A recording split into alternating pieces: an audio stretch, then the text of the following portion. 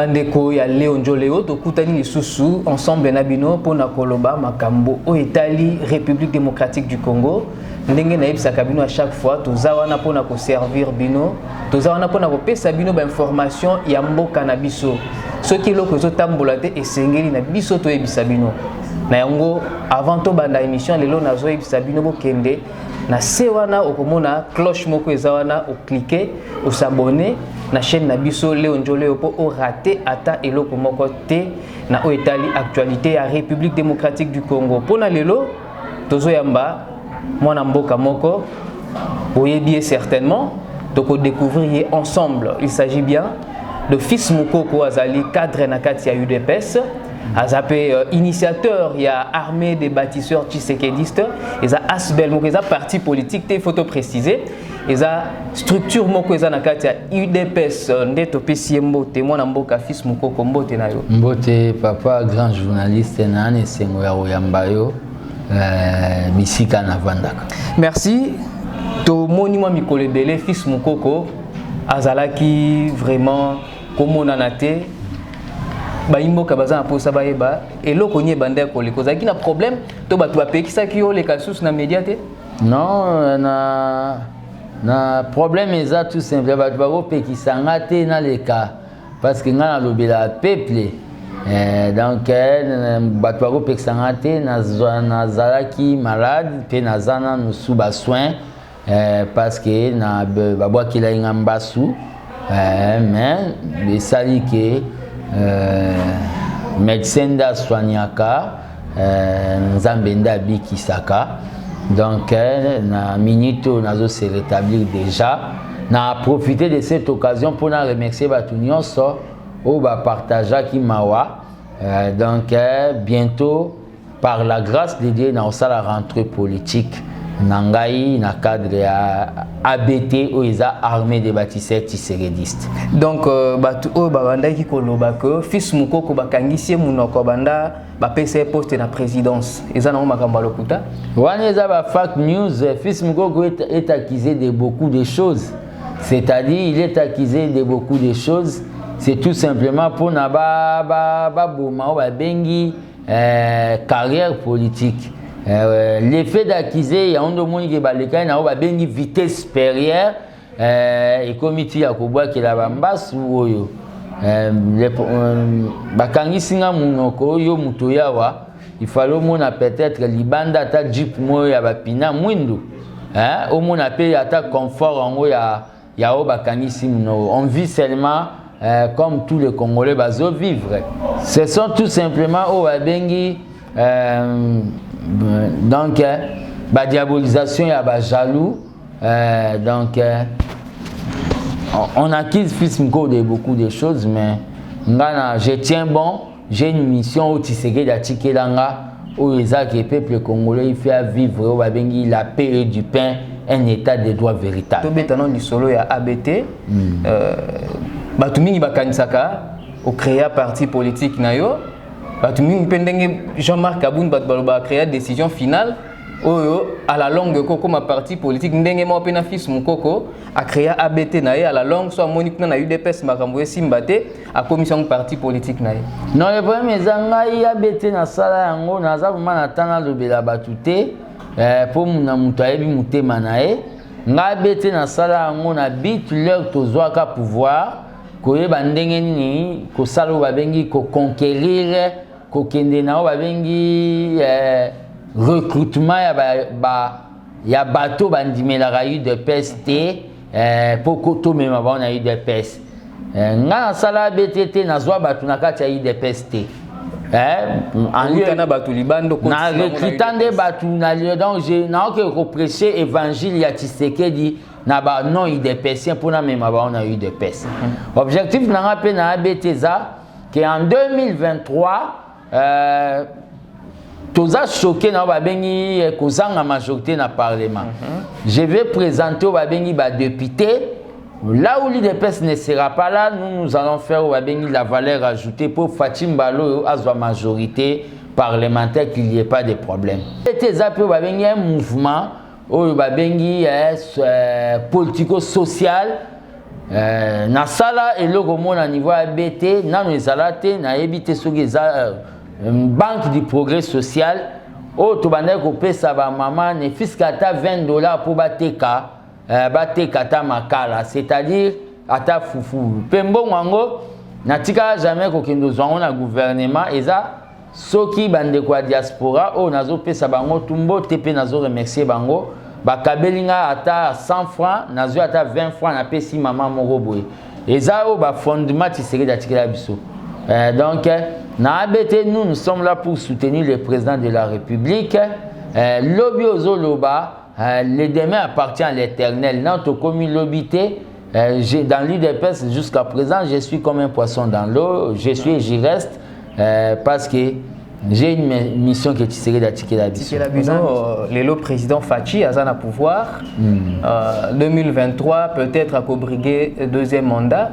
Mais moi, j'ai appris quelque part que Fils Moko Kalobi, après président Fachi, il y a la candidat à UDPS na présidentielle. Je suis un homme politique. Je dois avoir des ambitions. Je dois avoir des ambitions. Si Fachi va faire des mandats, comme on le veut. Mais après Fachi, soyons sérieux. Après Fachi, je ne vois pas quelqu'un qui peut me battre dans un congrès notre que de l'UDPS. Président AI à UDPS, Jean-Marc Kabound, CG, Augustin Kabouya, Bangonyo Sona Botika, Pena Fils Mukoko, porter candidat à UDPS. Peut-être que vous avez un matériel, tous vous avez un poste. Mais les combattants ont autre chose, ils ont aura ya Tshisekedi. C'est-à-dire, à ce moment ici, l'aura de Tshisekedi est incarnée par Fils Mukoko. Fils Mukoko avait dit que le mariage à FCC chez le mariage Moro a problème.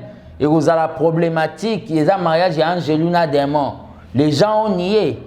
Fils Mukoko avait dit que ne négligeons pas la rue. La rue, c'est l'arme de pression où Kingakati. Les gens ont dit que Tikabisona va marcher, les lots va reprendre. Tu ne vois pas que Fils Mukoko est en train de marcher sur le pas de Tshisekedi. Tout ce que j'ai à dire, ils ont salamalelo. Fils Mukoko, les combattants voient ça, commencent à comprendre qu'il avait raison. Et moi, j'avais laissé le temps au temps. Ne voyez pas le matériel, tout ce qui brille n'est pas de l'or. Fils Mukoko, je peux bien diriger l'UDPS après Fachi parce que j'ai tout un programme où je présenter à combattants au moment opportun pour divulguer.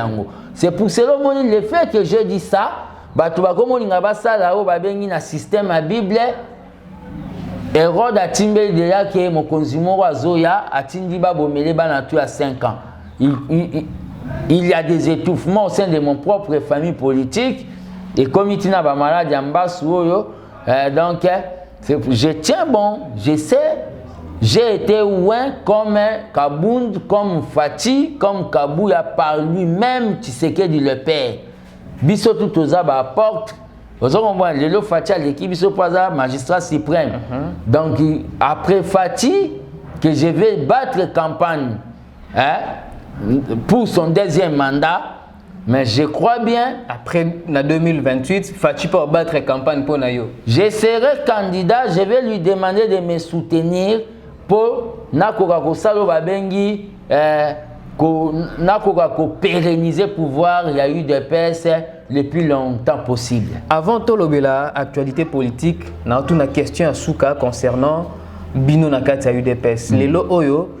Question il y a crise à légitimité à la société, question il y a article 26 bobo sana yebisa bisona nous ba imbo kabayoka to comment apina niveau na ya parce que binonyo so bozala qui ko contester pouvoir il y a Jean-Marc Kabound article 26 tilelo bolobela mo société pourquoi bon le problème qu'il y a que l'UDPS c'est d'abord une famille hein.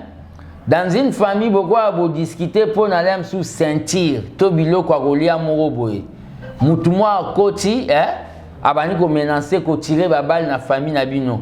Bino bo continuer à discuter pour na bilo rolia. Na bo tika na discussion na bino bo s'occuper na mutwana. Notre pouvoir est menacé par Kingakati. On doit d'abord s'occuper na Kingakati. Et après nous allons venir voir makambo ya famille na biso o eza respect à ba test. parce que notre pouvoir est dérangé par Kingakati. Vous comprenez?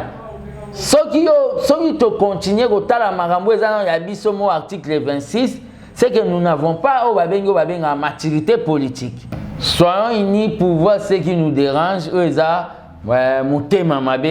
a front, il y a FCC, il y a front des comédiens du Congo. Bien, moi, je suis fils Moukoko, je suis un solo politique. Je suis récemment, président de la République a nommé qui va juge, un appareil judiciaire, et puis va prêter serment devant eux. Kassina bao nyonso va prêter serment deux juges. Ba boya qui prêter serment parce que bazala qui n'ont mandat na bango na cour constitutionnelle, ba ko changer bango côté. Il fallait que le président a 9 ans na bango koka pour que ameka ko changer bango. Tirage au sort pe salamita longo bango directement na cour constitutionnelle. Analyse na yo ezanini par rapport à réaction ya ba juge wana. Ouais, analyse na par rapport na réaction ba juge wana baza ba missionnaire à Kingakati.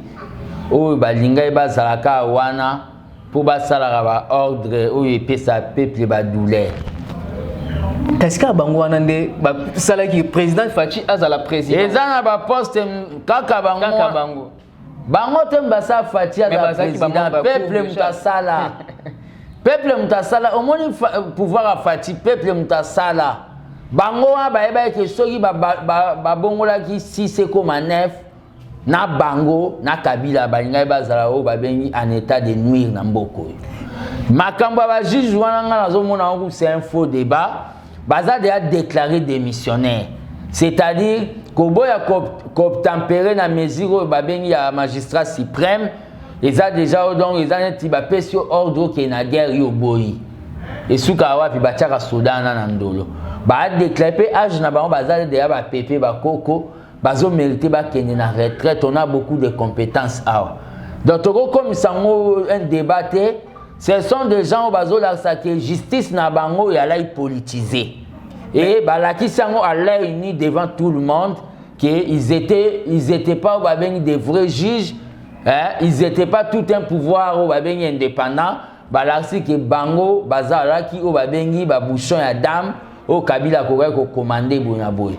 Mais est-ce que le président de la République a violé la constitution? Parce que Balobi, Bazana mandat à 9 ans.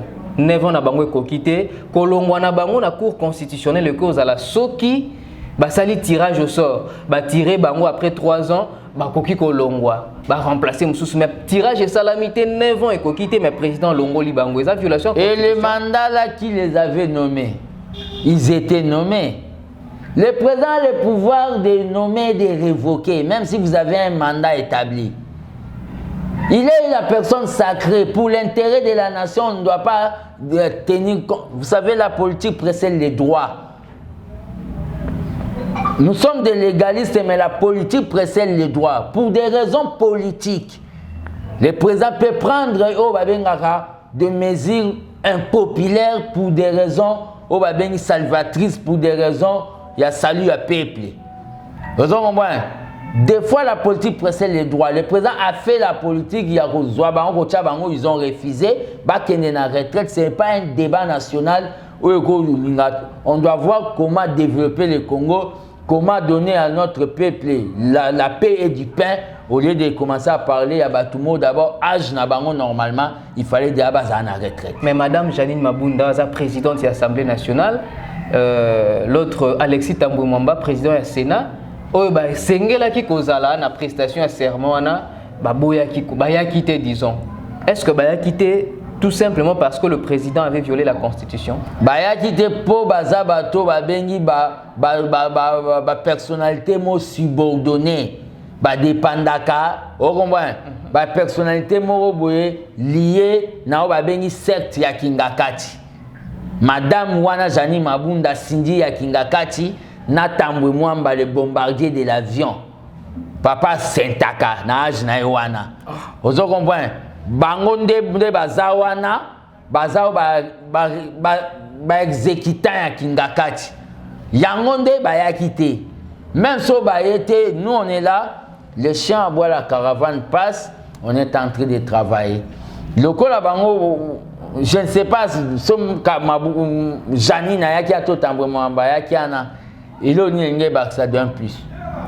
Bon, tolobela makambo mususu où est la situation politique dans la République démocratique du Congo. Est-ce que yondo zawana oza conscient que actuellement mboka ezotambola malamu te? En quoi? Sur quoi? Situation financière, dollar, Remati, crise politique, tantôt UDPS na FNAP perdre Bobunda, tantôt Mabunda à répondre au président de la République, tantôt généralement, est-ce que vous avez que mboka ezotambola malamu te? La situation ya mboka na minute oyo eza ndenge zawana mboka eza dirigé par le président de la République Félix Tshisekedi Namasu a capitaine à la moko l'église catholique Papa Zalra moko, c'est-à-dire mboka eza dirigé mais eza en politique eza na ba benga ba conservateur ba statico bato ba kufara pona nostalgie, c'est-à-dire o bazo regretter kende balongo na pouvoir bato wana bazalaka pour mettre des pots de banane. Sur le plan o babengi par exemple économique, vous savez très bien d'abord mamba dollar. Bon, ngande batu musu baloba na tanga te maintenant on expliquer batu kaka na tanga à l'université Tshisekedi. En matière d'économie monétaire, dollar et mataka soki masse monétaire oyo ya monnaie locale eleki mingi na marché. Et yango de ça la go babengi inflation parce que ba demande ya dollar na banque centrale ekomara mingi. Na minito toyebi biso tout, c'est pas la volonté à Fati de dollar ezomata.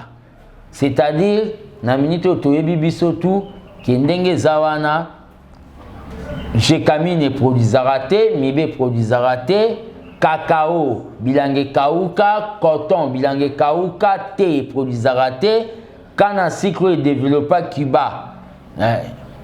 Et là, si Marambutu, appareil économique, tout c'est ce qu'on a hérité. La production est à moi mouké.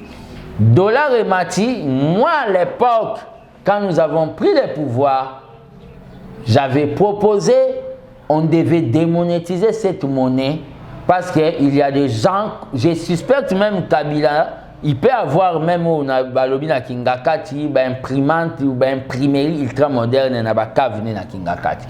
Il y a des gens qui fabriquent même des billets. Au Golobalanga, c'est faux. Mais à l'époque de Kengwa Dondo, un certain monsieur nommé Nozi Mwamba fabriquait des billets au Ibanda où tu as un niveau Allemagne, na Munich, il y a Zaïre, il y a Kenda Salango en Argentine. C'est possible avec le mafia du front des Congolais, front des comédiens du Congo. J'ai proposé qu'on puisse démonétiser cette monnaie tout ça avec dollar congolais. Au Tokoye bandeni to contrôler masse monétaire. Mais je crois bien le président a recommandé na premier ministre Oyo Azolinga s'occuper qu'à une ordonnance, lui, le chef, c'est lui qui contrôle le chef du gouvernement. Et responsabilité à dollar et à Moutou Nabisote, la banque centrale est nommée par Kabila, le ministre des Finances Azamouta Kabila, le premier ministre Azamouta Kabila. Donc, il y a conséquences, il y a des batouana bazana pouvoir wana. Côté wana économique et zabongo. Par rapport à Mambo lobby sur le plan politique, Toye Bake, Batuya FCC, Tinde Bazawana, Bazaloko, Lanzete, Bakoti na Kati ya Mai, Ata et Sali 100 ans et au bon, on n'a jamais ngando. Donc, Bango de Bazana, pour na Bango, le peuple congolais doit continuer à souffrir. Minorité na Bango, Mokwana, Bango de vivre bien na Bango.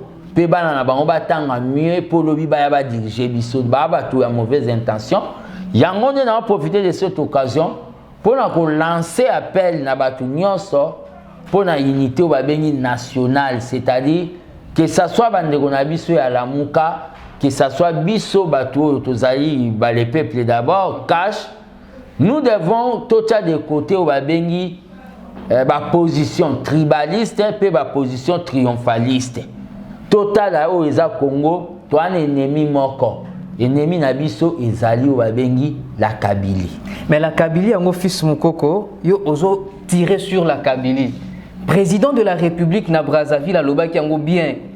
azo imaginer na nous azo compter na nous ko rompre alliance na FCC. Mais yo ozo tirer kaka sur Kabila, ozo tirer sur est-ce que ozo sûr que ozo loba ozo senga que mariage kabona président de la République oyo kayo. Oui, mais là au moins ça boyebani le président le bien les langage diplomatique. Visite na Brazzaville, celui qui a la maturité politique, il faut comprendre, c'était Kabilanda qui n'a collé pas Papa Sassou n'a aidé que Talama Ambozo Lingue Salama. Et Papa Sassou a appelé le président de la République pour en connaître plus. C'est ça, langage diplomatique. Mais le président de la République a déjà dit à ces gens-là des fronts communs, front des comédiens du Congo FCC, il est pour la coalition, mais il ne mourra pas pour la coalition. Oh, le président de la République l'a dit. Le corps a besoin s'entêter. Moi, j'ai dit au président de la République, à la responsabilité, c'est-à-dire à révoquer le Premier ministre, à nommer informateur, à identifier majorité, total à bango so iba saladi. À révoquer ndengenini, Kabila mutatinda qui est kunandenge zoloba. La coalition, s'il vous plaît, soyons au babengina, si base à droit. La coalition n'est pas au-dessus de la Constitution. La Constitution donne le pouvoir au président de la République. Il a le pouvoir de nommer et de révoquer. Fatih peut se réveiller un matin, il signe une ordonnance à Longoli Papa Kokowana. Et il va suivre la Constitution, il va nommer un informateur. Vous verrez mon frère, quand il va nommer un informateur, la majorité actuelle ne sera pas là. Fils Mukoko, Nabanza, toyebi que ezana ba personnalité moko ya mboka bazo senga dialogue baza na ba pour parler bazo senga to kini na dialogue est-ce que yo pe ozo partager avis wana dialogue et salima ce qui oui objectif ya dialogue wana ozalani dialogue wana ezara na motif moko ezako renouveler seni pas partage à pouvoir. Makamba partage à pouvoir comme gâteau, ils ont déjà révolu. C'est-à-dire, dialogue wana et que ça une semaine, 2 semaines. Naza pour yango, nazo soutenir yango. Na idée que on doit renouveler la machine la machine seni là. On doit enlever tozongi sana peuple pouvoir par exemple pour la makambwana national lobela kiango. Tozongi sana peuple pouvoir ya voter par exemple ba gouverneur na bango. Vous comprenez? Au lieu que batu ba voter là bango. C'est-à-dire mutumwa komona par exemple ba député provinciaux na mboka na bango baza na ville na bango na province na bango baza 40 aluki 40 jeep aya pesi bango akomosa ba aventure na province. Mais ce qui peuple yemoko a voté président de la République Fati a voté fils Mukoko na Moamba candidat député national a voté Moutoumsou provinciaux, a voté députés provinciaux, a voté gouverneur. Voilà, voté na gouverneur. Et le gouverneur sera responsable vis-à-vis, il y a peuple à voter. Des gens pour Makambouana, mais à la grande surprise de tout le monde, ça démontre mauvaise foi à la FCC. Groupe parlementaire na bango bazolo bageto zela o ba bengi session à septembre. C'est pour cela nous avons profité déjà pour na loba na bango. Le ko la binonde boyebi que prise na bino ya la rande na kati ya 4000 ya parler du peuple. Biso pe to la la te biso pe tozo zela bino na septembre wana. To zala na bino kita pe makambo wana il fait les kaka on doit parler sur mamba seni parce que nous ne voulons pas quand il y aura des élections et ça va élections contestées. Sujet comme Soussou, Tozanango est par rapport à dossier à Kalev. On a tous suivi récemment. Président de la République Atindaki Premier ministre Akende na Lubumbashi Azwa Kalev aya nae apobaya kosola aya quitté. Tomoni ministre intérieur a retiré bagarre de nae. Qu'est-ce qui se passe réellement avec monsieur Kalev? Kalev, c'est quelqu'un qui a démontré devant l'opinion nationale et internationale qu'il a Azalaka politique, Azalaka Moutouya, FCC, Front des comédiens du Congo, un chef des services de renseignement, Azo marché, marche mot politique. et azape en fonction te ba retirer ba soda. Kalev aza mutu oyo ba bi na mémoire ne wana azana o ba bengi des milliers de morts de Congolais. Kalev ne azana baza bato bazana malchance ya histoire, c'est-à-dire a échappé tendenge Rwanda a échappé qui, c'est-à-dire Kalev d'abord a un problème. Au moins, Kalev a avec tous les dinosaures, il y a FCC. Tout ça, il y a une prison spéciale, une prison de destructeurs du peuple. Prison, il y a la peuple, il faut pas qu'il y ait un bateau, la biso pendant le régime. C'est-à-dire, tu as eu des pestes. Non, même quand moi je serai président de la République, si le Fatih ne le fait pas, moi je vais le faire. Quand tu serais le père, c'est pour ça que je m'appelle tu serais dans le Nouveau Testament. Tu serais le père à l'Obaka à climatiser la prison pour écouter la rocha batu basa quand même na condition humaine kuna. Kalev c'est quelqu'un na mutu na wana ba mort à batueza. Oh moi, aza secret à ba mort à ba congolais. Ba longolais ba soda atika na bongo bato ba kufa na aner ba kuta na ane na nzela. So ba robeta ba bolite ba bete ba bolite. Donc tu tiens la situation mo boye. Pourquoi azolinga lela soka yebi que conscience n'est pas tranquille ba tu ba kufate pendant mandat na. Il se reproche de quelque chose. Est-ce que Bino pe na UDPS bo se reprocher na quelque chose na pouvoir na Bino boyemba qui état de droit mais ba tumsusu alobi toza na état de droit te toza na état de juge. Tozomona ba arrestation ebele muke ba kangi aza na prison makala. Muke ba kanga ki aza na prison makala. Est-ce que vous transformez état de droit wana te na état de juge? Batango ba lobi banani. Banani ba lobi bien. Ma question c'est yanga, ma réponse y a. Na éviter batango ba lobi toza na état de droit te état de juge na éviter parce que je ne peux pas répondre na batuka rabo dans le vide.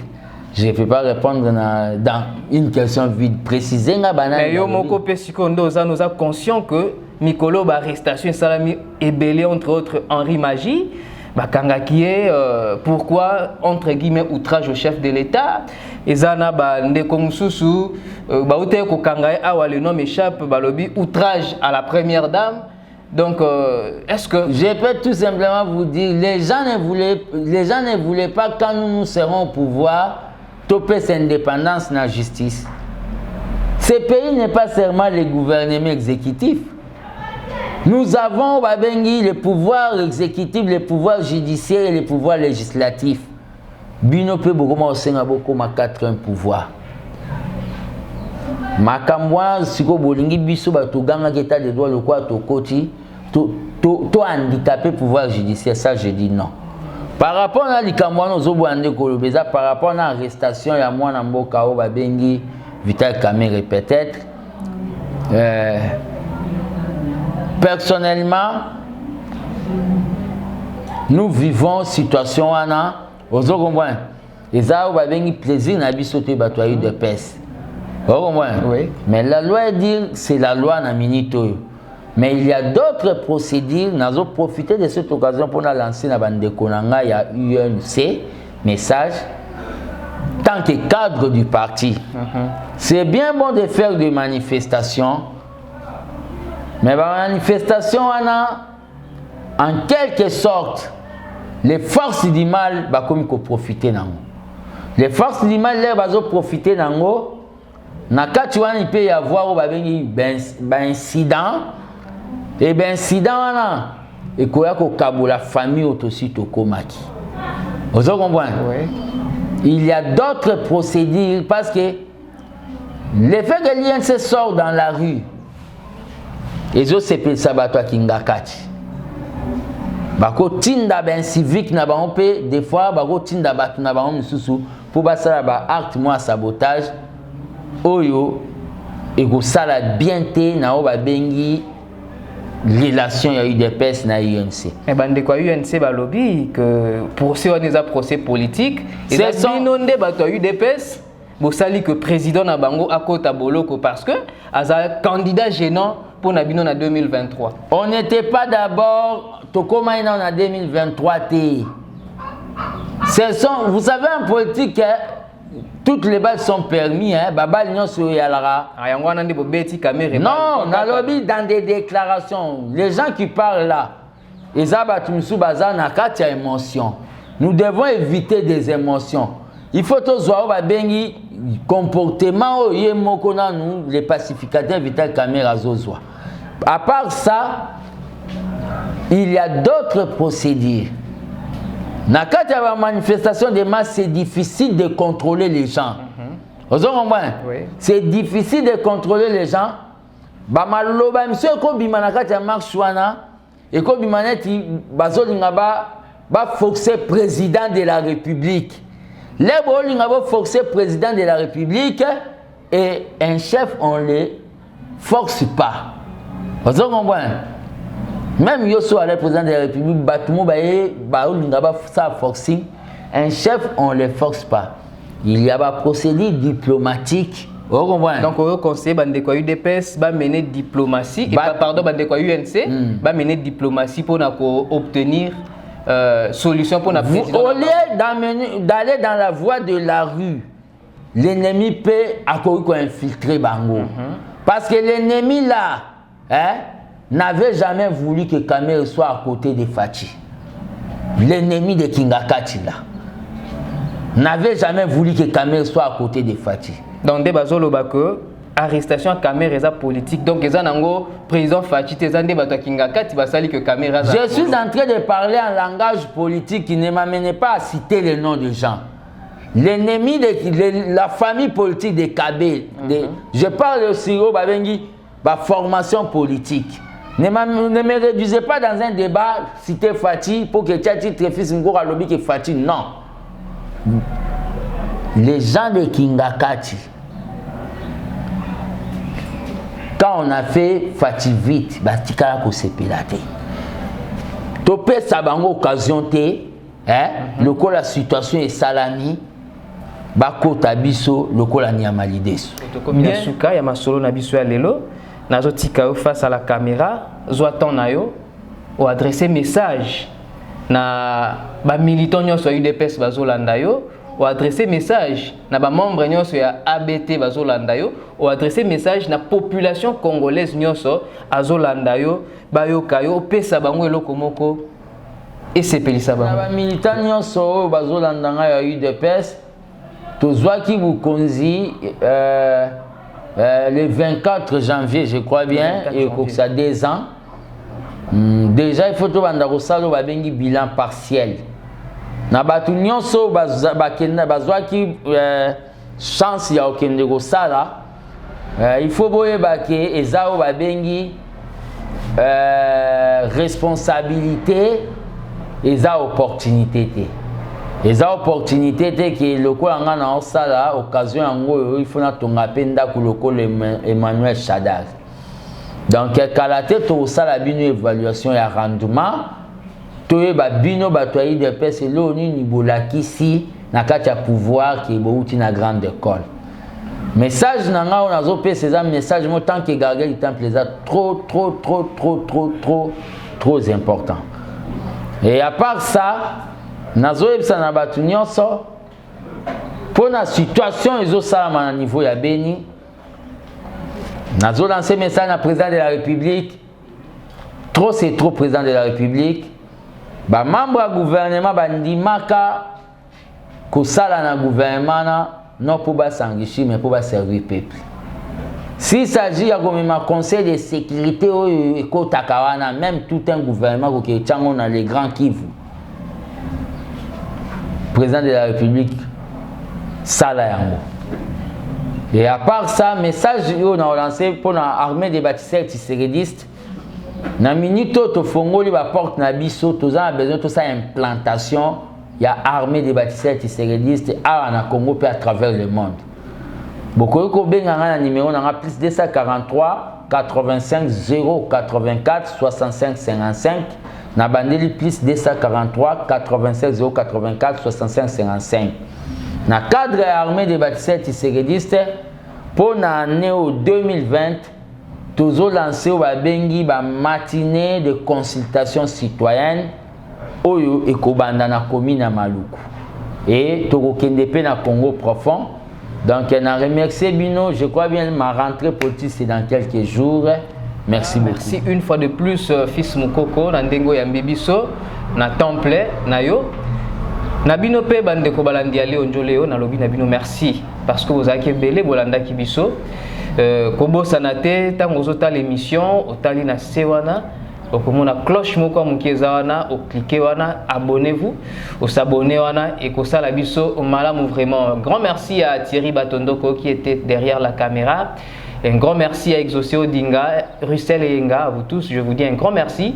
Sans oublier Odon Boulamba qui nous suit depuis la Nouvelle-Zélande. On se retrouve à la prochaine.